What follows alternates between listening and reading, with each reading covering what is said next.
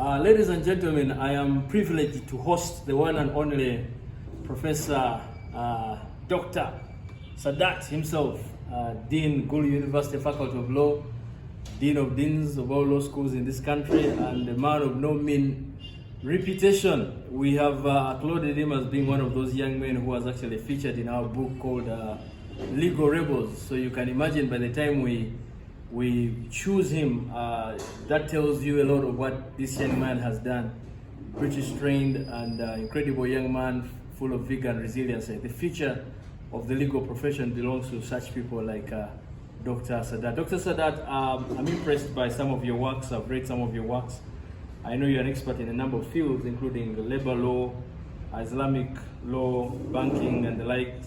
And I'm interested in telling me something that is pertinent in this nation as a scholar, an Islamic scholar of sorts, but also as a scholar who has traversed jurisdictions like UK, which are not Christian, rather not Islamic, and yet you've studied from there. How do you blend the relationship in terms of an Islamic scholar, intellectual scholar, of the bigger debate that this country is suffering with in terms of homosexuality? Thank you, the viewers, Dr. Lubogo, and everybody around. Let me try to eradicate the siege of ignorance regarding the debate or the discourse surrounding LGBT. First and foremost, we need to know the definition of marriage. The dictionary, the Encyclopedia Britannica, define marriage as a union of a man and a woman.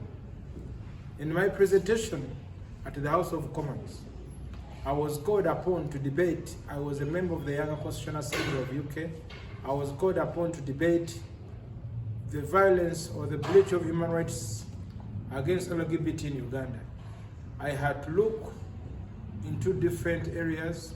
First is the 1950 laws of Uganda, where it provides that if you marry man to man or a woman to woman, you'd be killed. So the question I asked the other people, whether Uganda is amending or is making new laws. So when I looked at that, Uganda was mere of amending what was worse than the current.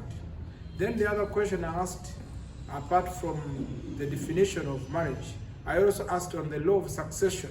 How many gay people have come up who were gay? And the law of succession provides. When I looked into the succession laws of UK and European Union, I have not found the provisions of gay people that can get assets under the estate when one has passed on or the deceased. The other position I looked at was the question of biology is a question of gene mutation. And a gene mutation, you find that a gene, there is reproduction.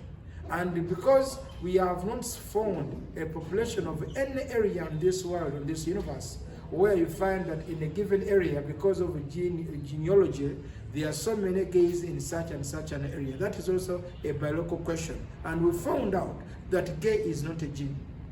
Because most of the gay people, like Elton John, they are once married people and they have children. What baffled me, that Elton John is a wife, but he has also got children from the earlier marriages. Are you clear? The other question I asked, whether human rights does not allow or permit children to know their mothers, because when a surrogate mother gives birth, the girl will take that child and that child will never know the mother. Then I asked the question, you are promoting human rights and then even the child does not have a right to know the mother. What type of rights are you promoting? Then research could also show that most gay people are also the ambassadors of pedophiles or pedophilers international. This is clear on American cybercrime research. The other position I asked what you call juricogenes, that under international law, laws develop using customs. We don't have a custom in Uganda that we know they have lived as gay for more than maybe 100 years, that these people are being violated because of their custom. It is not there. Then the question is, when God made this body metabolism in a way that the end of digestion should not be blocked, God made every place of the body with a reason. And using the end of digestion, I said, is a wrong post-androids. And this has brought a lot of problems. Many people are being operated, even the other people are suffering. Then the other position was that most are targeting the younger children who are even 18. And this is what they are doing because there is no even a consensual approach to such issues. We have got research, we have got doctors writing reports in primary schools where most people come, the gay people, by provision of school fees, giving incentives, promising younger children to get scholarship, traveling to UK, Canada, and others. Because these people are vulnerable, indigent persons. They all submit to such actions that are also degrading. We looked at the Bible. The Bible defines gay as an act of abomination. And the Quran so the same.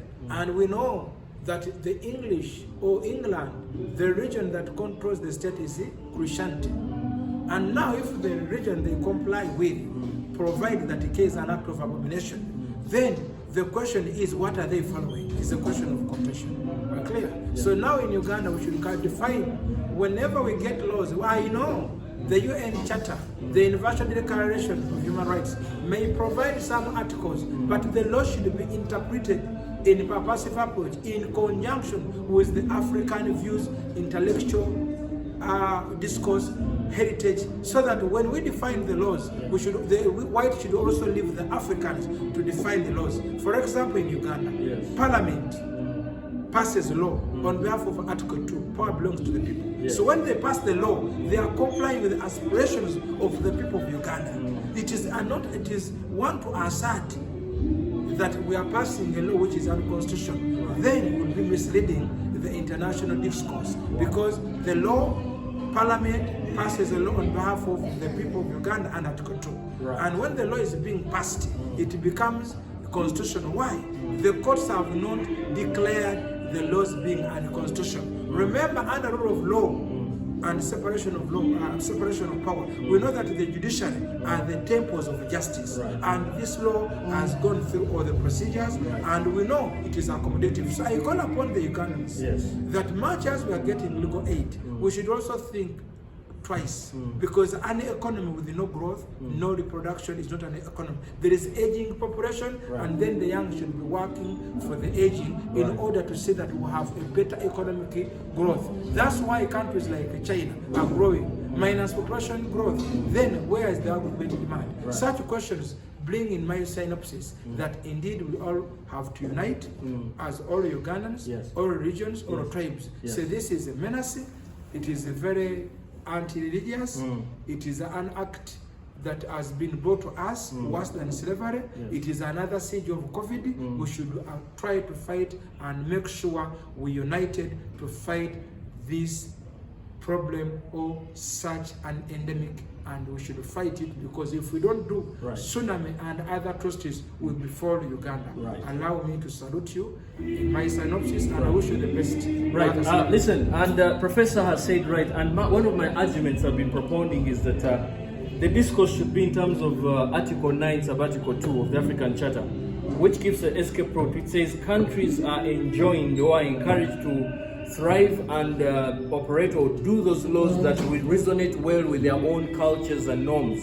And even the case of Nabagasira, specifically Nabagasira First Attorney General, when you look at the judgment of Justice Prosper, he was very clear. He said, if your rights under the so-called freedom of right of freedom of expression infringe upon public policy, then those rights will be limited by virtue of Article 43 of the Constitution. In other words, Vox Populi, Vox Dei, the voice of the people becomes the voice of God. So thank you, Professor. God bless you. And that's just one thought. By the way, the Hadith and the Quran has millions, actually has more scriptures in terms of support of things that are anti-gay, that go against the order of nature.